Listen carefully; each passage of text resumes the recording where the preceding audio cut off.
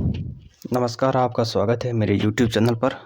आज आपके सामने एनसीईआरटी कक्षा 6 भूगोल उसका अध्याय 2 ग्लोब अक्षांश व देशांतर का हम अध्ययन करेंगे। तो पहला अध्याय हमने किया था, जिसका वीडियो डाल रखा है मैंने। तो आज हम अध्ययन करेंगे ग्लोब के बारे में। ग्लोब पर दो रेखाएं होती है, एक होती है अक्षांश में से आड़ी रेखा और एक होती है देशांतर में सीधी रेखा है। देशांतर हमेशा ध्रुवों को मिलाती है। अक्षांश एक गोलाकार वृत्त है, पूर्ण रूप से वृत्त है, जैसे विषुवत रेखा है, कर्क रेखा है, 67.5 डिग्री है, ठीक है। ये मकर रेखा इधर आ जाती है, तो ये अक्षांश देशांतर। तो चलिए प्रारंभ करते हैं। पिछला अध्याय आप सभी पढ़ चुके हैं। हमारी पृथ्वी गोलाकार नहीं है, चीज याद रख लेना, पृथ्वी गोलाकार नहीं है। कहीं आ जाए क्वेश्चन में तो पृथ्वी कैसी गोलाकार, नहीं, बिल्कुल नहीं। ये उत्तर और दक्षिण ध्रुव पर थोड़ी चपटी। ये देखो ग्लोब गोलाकार है, पृथ्वी वास्तव में ऐसी तो नहीं है, ठीक है। पृथ्वी ध्रुवों पर थोड़ी चपटी हुई है और भूमध्य रेखा जो विषुवत रेखा है वहां से थोड़ी उभरी हुई है। तो ये चीजें आप याद रख लेना, ठीक है। क्या आप कल्पना कर सकते हैं कि ये कैसी दिखती है? इस संबंध में जानकारी प्राप्त करने के लिए आप अपनी कक्षा में सावधानी पूर्वक ग्लोब को देखिए। भाई ग्लोब ये रहा। ग्लोब पृथ्वी का लघु रूप है, एक वास्तविक प्रतिरूप है। ग्लोब एक 3D मॉडल है। 3D मॉडल, ग्लोब क्या है? 3D मॉडल है, प्रतिरूप। प्रतिरूप का अर्थ होता है कि उसके जैसा है। अब ग्लोब पूर्ण रूप से ग्लोब है, गोल है। पृथ्वी पूर्ण रूप से गोल नहीं। पृथ्वी का आकार, कोई पूछ ले पृथ्वी का आकार कैसा, तो आपको उत्तर ये देना है, पृथ्वी का आकार पृथ्वाकार ही है। तो ज़्यादा आपको कुछ सोचना नहीं है, उत्तर ये होगा, सीधी सी बात है। अब आप सोचोगे सर पृथ्वी आकार, देखो पृथ्वी जैसी और कोई दूसरी ऐसी वस्तु है ही नहीं जैसे मैं बता सकूं। भाई देखो पृथ्वी का आकार उस टाइप का है, ठीक है। ग्लोब एक प्रतिरूप है, मॉडल है पृथ्वी का, वास्तविक प्रतिरूप है, ठीक है। ऐसी है, अपन मान के चल सकते हैं। ग्लोब विभिन्न आकार प्रकार के हो सकते हैं। देखो ग्लोब कई प्रकार के होते हैं, छोटे होते हैं, बड़े होते हैं। बड़े होते हैं वो थोड़े एक स्थान से दूसरे स्थान पर ले जाना थोड़ा आसान नहीं होती, और छोटे हम ले जा सकते हैं। कुछ जेब के पॉकेट, मतलब जेब में रखने योग्य छोटे ग्लोब, तथा गुब्बारे जैसे ग्लोब। कुछ गुब्बारे जैसे हवा भरी तो उनको देख लिया, यूज कर लिया, और हवा निकाल दी तो उनको समेट के अंदर रख दिया। आसानी से एक स्थान से दूसरे स्थान ले जाए जा सकते हैं। ग्लोब स्थिर नहीं होते, अस्थिर होते हैं। इसी प्रकार घुमाया जा सकता है जैसे कुम्हार का पहिया लट्टू घूमता है। ग्लोब प्रदेशों, महाद्वीपों तथा महासागरों को उनके सही आकार में दिखाया जाता है।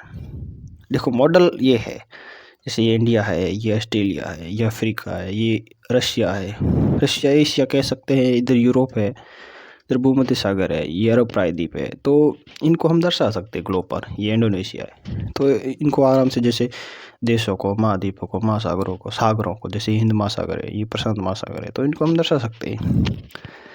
पृथ्वी के समान किसी गोले पर किसी बिंदु की स्थिति का वर्णन करना कठिन है। पृथ्वी की समान मतलब पृथ्वी के समान हम किसी बिंदु पर, जैसे पृथ्वी बहुत बड़ी है, उस पर आसानी से कर सकते कि भाई अफ्रीका उधर है, अमेरिका उधर है। लेकिन उसकी मॉडल पर ये चीज़ थोड़ी करना थोड़ा कठिन होता है, क्योंकि मॉडल छोटा होता है, बड़ा नहीं होता है, ठीक है। अब ये प्रश्न उठता है कि इस पर किसी स्थान की स्थिति कैसे बताई जा सकती है? भाई ग्लोब पर हम कैसे बता सकते हैं, है ना? क्वेश्चन तो ये उठता है। इसके लिए हमें कुछ बिंदुओं एवं रेखाओं के संदर्भ की आवश्यकता होती है। जो रेखाएं, ये अक्षांश भी है, देशांतर भी है, ठीक है। तो ये चीजें देखनी है अपन को। आप देखेंगे एक सुई ग्लोब को झुकी अवस्था में स्थित होती है, जिस अक्ष कहते हैं, ये है ना, ये वाले, ये ऊपर से, सॉरी अभी मैं आपको बता देता हूँ, जो ये बात कर रहा है झुकी हुई सुई, ये वाली, ये ग्लोब को इस तरह रखती है, ठीक है, जिसे हम अक्ष कहते हैं।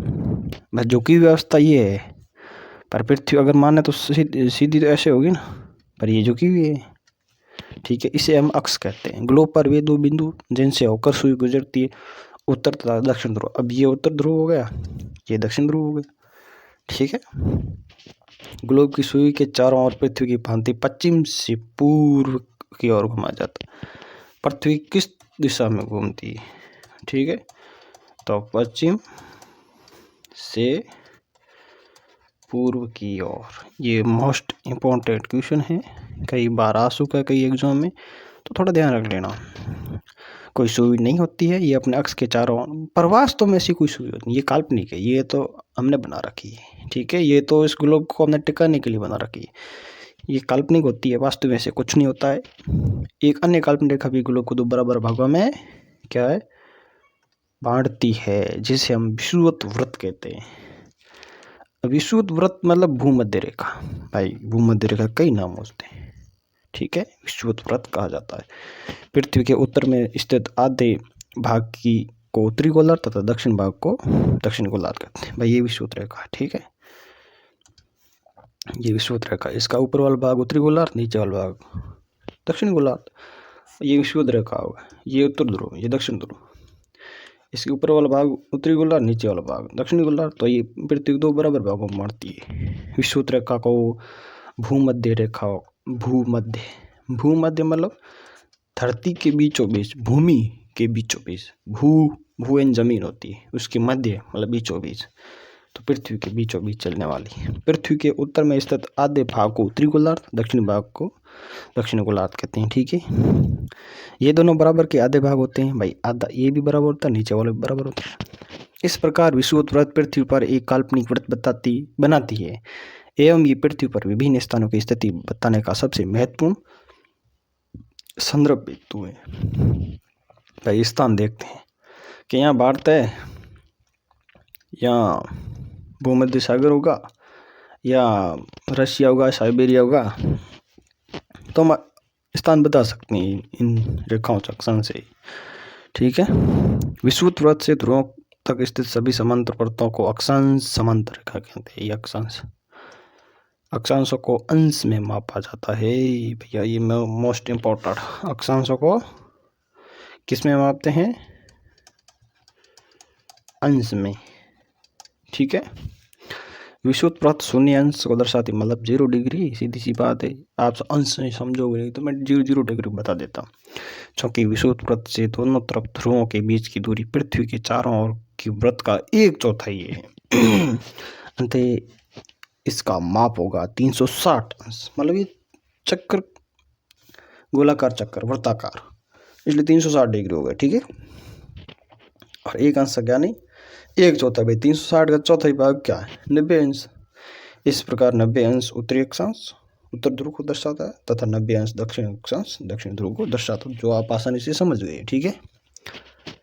इस प्रकार विषुवत वृत्त के उत्तर की सभी समांतर रेखाओं को उत्तरी अक्षांश तथा विषुवत वृत्त के दक्षिण स्थित सभी समांतर रेखाओं को दक्षिण अक्षांश कहा जाता है, ठीक है। तो मैं समझा देता हूँ आपको एक बार फिर। भाई ये देखो,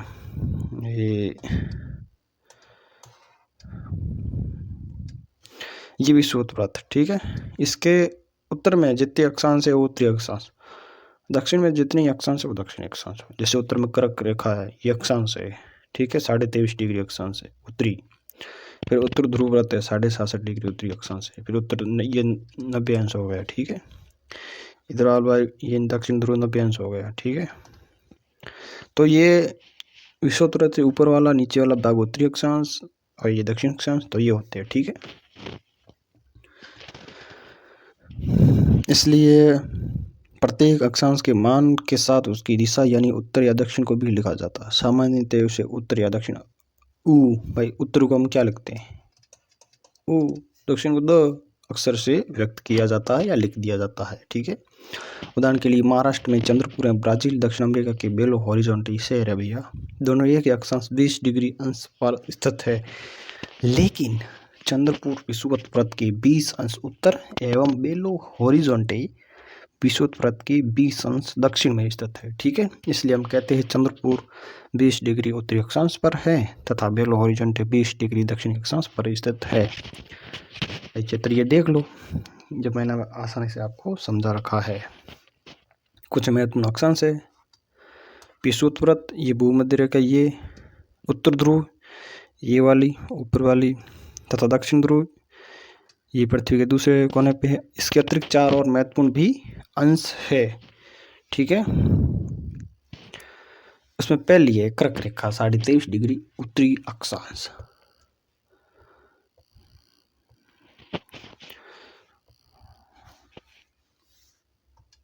ठीक है, ये पहली इसमें अक्षांश में महत्वपूर्ण जो 4 अन्य, एक तो भूमध्य रेखा हो गई, एक 90 डिग्री हो गई, और एक 90 डिग्री दक्षिण हो गई। ये दक्षिण, ये उत्तर। ऊ लिख देता हूँ, आपको भी समझने में थोड़ी आसान होगी। और ये विषुवत, ठीक है। फिर यहाँ से एक कर्क गुजरती है और यहाँ से एक 67.5 एक और गुजरती रेखा, ठीक है। जिसे हम विषुवत व्रत की 67.5 डिग्री उत्तर से उत्तर ध्रुव व्रत, ठीक है। और इधर वाली 67.5 दक्षिण ध्रुव व्रत हो जाएगी, ठीक है। तो ये महत्वपूर्ण रेखा कितनी हो गई? 1 2 3 4 5 6 7 व्रत। ये 7 व्रत महत्वपूर्ण है। अब पृथ्वी के ताप कटिबंध क्षेत्र, भाई ताप अर्थ क्या हुआ? गर्म। कटिबंध मतलब क्षेत्र, पृथ्वी के वो क्षेत्र जहाँ गर्मी अधिक है या सर्दी अधिक है। भाई तापमान या तो कम रहेगा या अधिक रहेगा, इसलिए मैं उनको ताप रख दिया। पर कटिबंध का अर्थ है क्षेत्र। तो या तो वो क्षेत्र जो पृथ्वी की जहाँ गर्मी अधिक है, सर्दी अधिक हो सकती है, सर्दी कम भी हो सकती है, गर्मी कम भी हो सकती है, उन क्षेत्रों को हम ताप कटिबंध में बांटते हैं। तो चलिए शुरू करते हैं ताप कटिबंध। कर्क रेखा एवं मकर रेखा के बीच के सभी अक्षांशों पर सूर्य वर्ष में एक बार दोपहर के सिर के ठीक ऊपर होता है, इसलिए इस क्षेत्र को अधिक ऊष्मा प्राप्त होती है, इसलिए उष्ण कटिबंध कहते हैं। कर्क रेखा तथा मकर रेखा के बाद किसी भी अक्षांश और दोपहर का सूर्य किसी भी सिर के ऊपर नहीं होता है, किसी के भी, ठीक है। ध्रुव की तरफ सूर्य की किरणें तिरछी होती है। इस प्रकार उत्तरी गोलार्ध में कर्क रेखा एवं उत्तर ध्रुव व्रत, दक्षिण गोलार्ध में मकर रेखा एवं दक्षिण ध्रुव व्रत के बीच वाले क्षेत्र का तापमान मध्यम रहता है, इसलिए हम इन्हें शीतोष्ण कटिबंध कहते हैं। उत्तरी गोलार्ध में उत्तर ध्रुव व्रत यहाँ उत्तरी ध्रुव तथा दक्षिण गोलार्ध दक्षिण ध्रुव व्रत और दक्षिण ध्रुव के बीच के क्षेत्र में ठंड बहुत अधिक होती, क्योंकि यहाँ सूर्य स्थिति से ज़्यादा ऊपर नहीं आ पाता, इसलिए ये शीत कटिबंध है। चलो मैं आपको समझा देता हूँ। भाई सीधी सी बात है, ठीक है।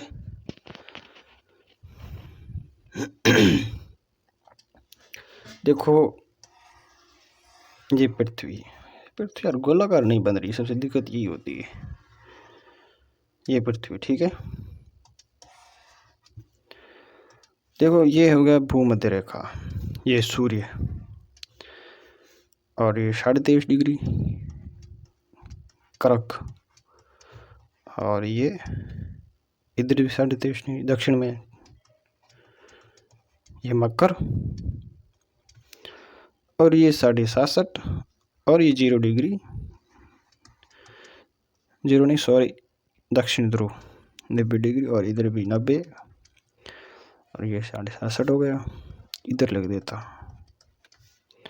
ये भी मैं इधर ही लग देता। देखो सूर्य क्या होता है कि ये वाला क्षेत्र कर्क, ठीक, मकर,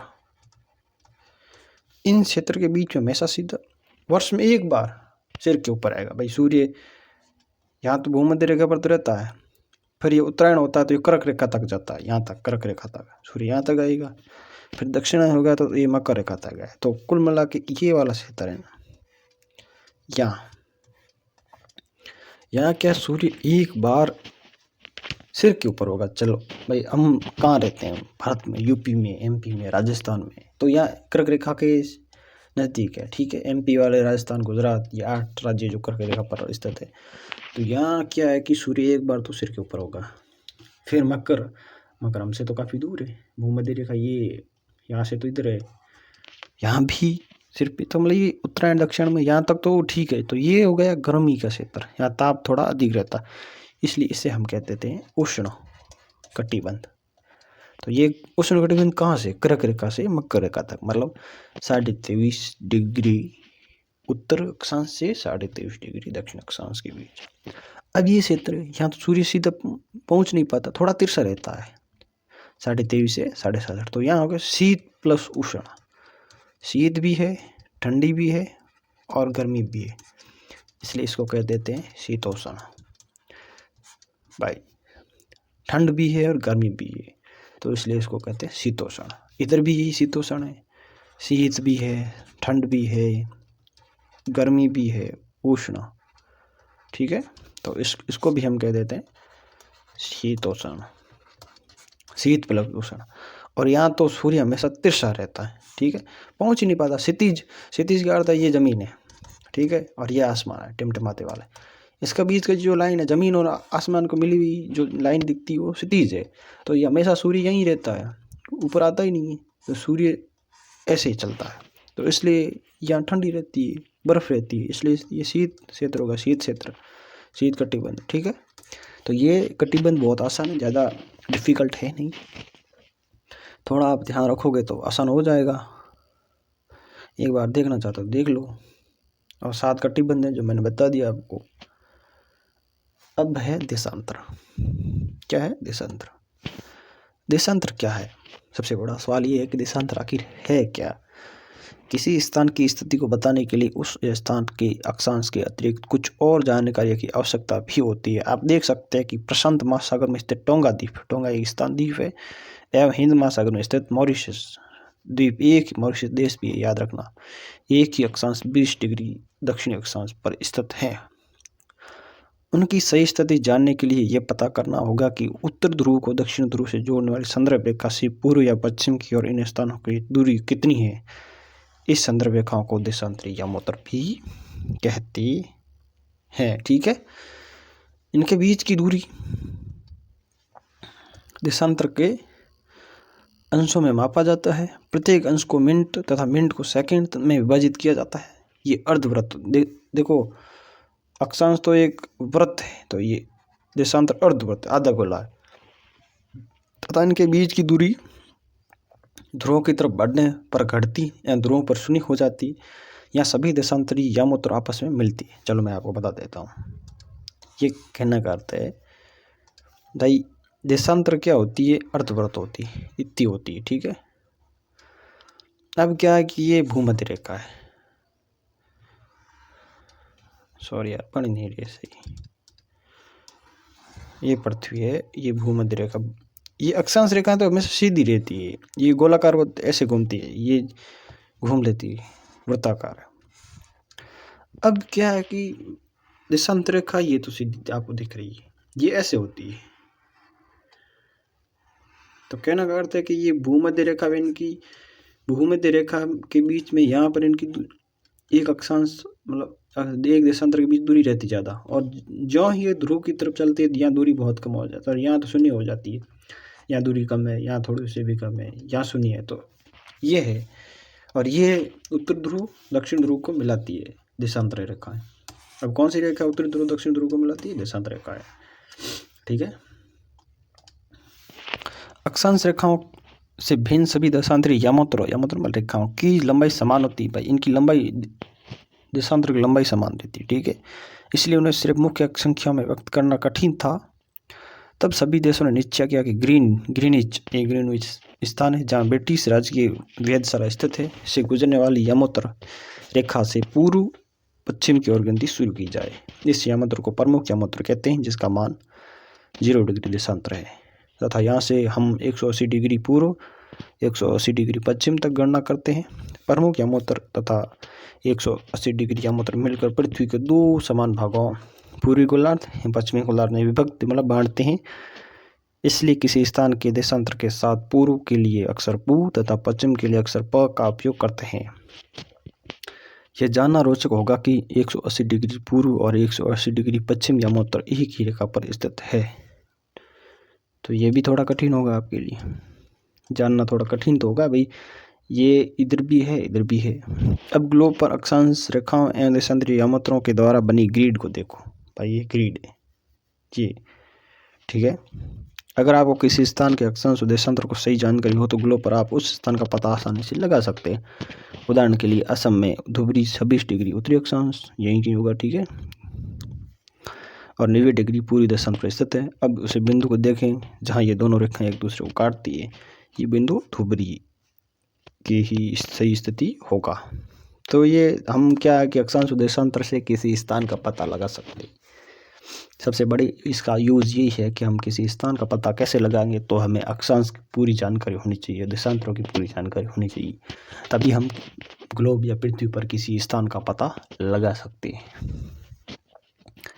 इसको समझने के लिए कागज़ पर समान दूरी वाली क्षैतिज तथा ऊर्ध्वाधर रेखा खींची। क्षैतिज ऊर्ध्वाधर रेखाओं की संख्या 1 2 3 4 तथा क्षैतिज रेखाओं का अक्षरों से व्यक्त करें। जिन बिंदु पर ये तो भाई करने योग्य प्रोजेक्ट को प्रैक्टिकल को मान लीजिए। चलो आगे बढ़ते हैं। ये अब मैं आपको आसानी से समझा देता हूँ। अभी हमने इतना पढ़ा है। ये ग्रीनिच है, ग्रीनविच भी कहते हैं, ग्रीनिच कहते हैं। ये है 0 डिग्री मान। तो इससे पूर्व में भाई पूर्व इधर वाला पूर्व है, जो इधर वाला भाग है भारत की तरफ वाला, और इधर वाला पश्चिम है अमेरिका की तरफ वाला। ठीक है, तो इधर होगा माइनस और इधर का प्लस। मतलब यहाँ 0 से इधर बढ़ेंगे पूर्व में तो समय बढ़ेगा। और ये ग्रीनविच है 0 डिग्री अक्षांश, नहीं सॉरी देशांतर।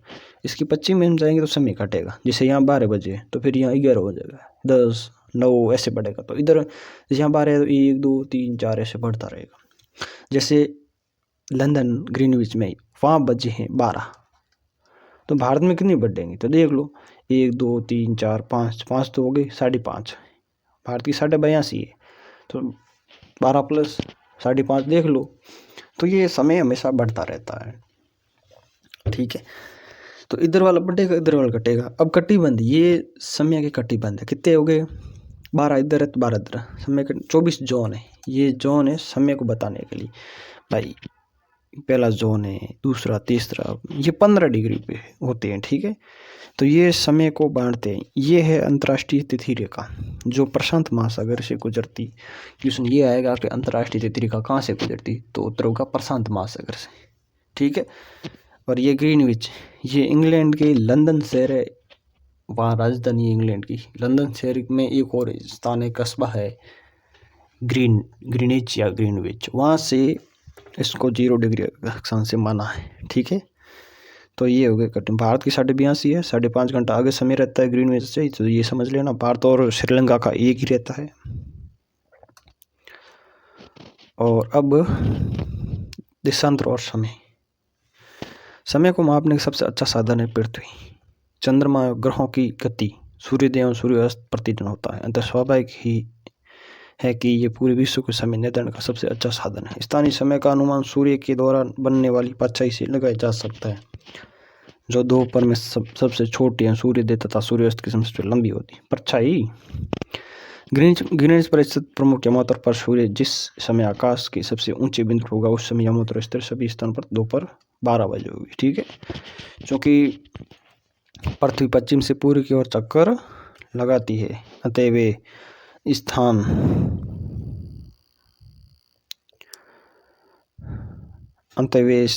जो ग्रीनिच के पूर्व में है उनका ग्रीनिच समय से आगे होगा। मैंने आपको बताया है। जो पश्चिम है उनका पीछे होगा, मतलब माइनस में होगा। समय के अंतर की दर गणना निम्नलिखित विधि से की जा सकती है। विधियां हैं, ज़्यादा पढ़ लेना, इसमें ज़्यादा कुछ खास है नहीं। ठीक है, पृथ्वी लगभग 24 घंटे में अपने अक्ष पर 360 डिग्री घूमती। भाई 24 घंटे में अपनी जगह घूमती है अक्ष पर। ठीक है, घूर्णन करती है, परिभ्रमण करती है। ठीक है, 24 घंटे 360 डिग्री, मतलब यहाँ से प्रारंभ हुई तो ये वापस यहाँ आ जाएगी। अर्थात 1 घंटे में 15 डिग्री घूमती। भाई 360 भाग दोगे 60 का तो 315 डिग्री होगी। 15 मिनट डिग्री एवं 4 मिनट में 1 डिग्री। भाई 15 में 60, फिर 15 में 60 का भाग दो तो फिर वो 4 मिनट में 1 डिग्री घूमती है। इस प्रकार जब ग्रीनिच में दोपहर 12 बजते हैं तब ग्रीनिच 15 डिग्री पूर्व समय होगा 15 गुणा 4 60 मिनट, अर्थात ग्रीनिच के समय 1 घंटा। जो बांट रखे वो 15-15 डिग्री मैंने बताया था आपको। 1 घंटे पीछे होगा तो 11 बज जाएंगे, 10 बज जाएंगे, मैंने आपको बताया है। ग्रीनिच पर दोपहर 12 बजे होंगे उस समय 180 डिग्री पर मध्य रात्रि होगी। उल्टा होगा, सीधी बात है। मध्य रात्रि मतलब रात के 12 बजे। किसी भी स्थान पर जब सूर्य आकाश में अपने उच्चतम बिंदु पर होता है दोपहर में, उस समय घड़ी में दिन के 12 बजते हैं। इसी प्रकार घड़ी द्वारा दिखाया गया समय उस स्थान का स्थानीय समय होगा।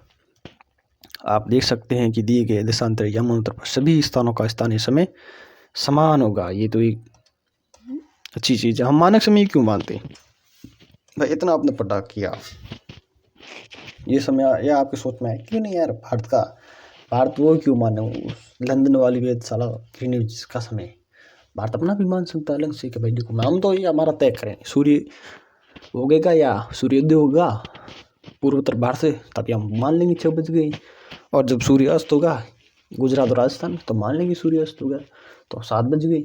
तो भारतीय क्यों नहीं मानता उनके हिसाब से? देखो मानक समय क्यों मानते हैं, क्योंकि अगर हम यातायात करें जहाज़ों में तो हम समय में कंफ्यूज ना हो कि भाई भारत में इतने बजे है तो अमेरिका में कितने बजे, तो उनको पता भाई अमेरिका फिक्स मानक समय क्या इतना होगा, तो हमें भी पता है कि यार इतना तो माइनस में हो जाएगा।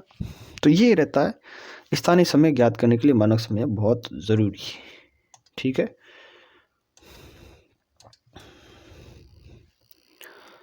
अब क्यों आवश्यकता क्यों है मानक समय की? देखो रेलगाड़ियों के टाइम को बनाने के लिए ज़रूरी है। भारत के गुजरात के द्वारका तथा असम के डिब्रूगढ़ में स्थानीय समय लगभग 2 घंटा का अंतर होता है। 1 घंटा 45 मिनट का मतलब 2 घंटे का अंतर हो जाता है पूर्वोत्तर और पश्चिम भारत में। ठीक है, इसलिए आवश्यक है कि देश के मध्य भाग से होकर गुजरने वाले किसी यामात्र के स्थानीय समय को देश का मानक समय माना जाए। अब ये समझने की बात ये भाई पूर्वोत्तर वाले कह देगा हमारे तो 6 बज गए, तो राजस्थान वाले गुजरात वाले कहेंगे हमारे दिन में भाई सूर्योदय हुआ ही नहीं, हम कैसे मान ले 6 बजे, हमारे तो 5 बजे। तो इन चीज़ जो होती है हमेशा समय की झगड़ा होता है, तो इस झगड़े को ख़त्म करने के लिए भारत के मध्य से जो रेखा गुजरती है उसको हम यामोत्तर या स्थानीय समय मानक रेखा मान लेते हैं, जिससे उनको भी उनका 1 घंटा थोड़ा लेट होगा तो राजस्थान वालों का या गुजरात वालों का 1 घंटा भी हो जाएगा, बीच वाला मान के चलते हैं। भारत में 82.5 डिग्री को मानक यामोत्तर माना जाता है। ठीक है, स्थानीय मानक माना जाता है, कब ये कुछ नहीं है तो ये देख लेना, इसमें खास कुछ है नहीं। अक्षांश और देशांतर 2 चीज़, अक्षांश आड़ी रेखा होती है, देशांतर सीधी होती है। ये समय स्थान को ज्ञात करने के लिए होती है। एक स्थानीय मानक रेखा होती है समय का जो 180 डिग्री है, वो भूमध्य सागर से गुजरती है। तो ये चलता रहता है। ठीक है, क्वेश्चन है प्रमुख यामोत्तर का मान क्या है? ये क्वेश्चन आपको करके कमेंट में बताना है।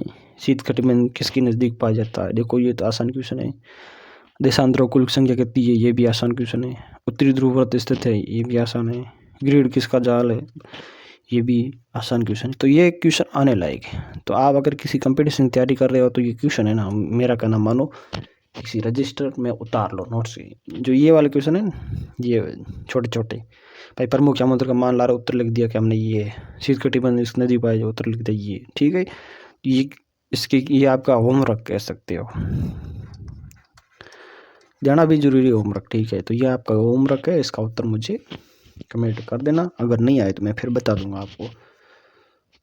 तो आज का हमारा चैप्टर हो गया पूर्ण। आशा रहेगी आपको अच्छा समझ आया होगा, और कहाँ कमियाँ रही वो आप मुझे बता दीजिए, और सबसे बढ़िए मेरे चैनल को प्लीज़ सब्सक्राइब कीजिए। भाई आप कई बंदे देखते हैं खूब है वीडियो को, पर लाइक नहीं करते हैं ना तो सब्सक्राइब करते हैं। जब तक आप ये नहीं करोगे मैं नया वीडियो नहीं बना पाऊँगा, क्योंकि मुझे भी मोटिवेशन चाहिए। भाई आप चाहिए कंपटीशन के लिए, या छोटे बच्चे हो आपको भी एक अच्छी किताब चाहिए, अच्छा टीचर चाहिए, तो मेरे को छोटे बच्चों को ये चाहिए। तो आप चैनल को सब्सक्राइब कर दो, लाइक कीजिए, शेयर कीजिए आराम से दिल बेधड़क, और मेरा भी मोटिवेशन बना रहेगा तो मैं नए नए वीडियो लाऊंगा। चलो फिर मिलते हैं, धन्यवाद आप सभी का।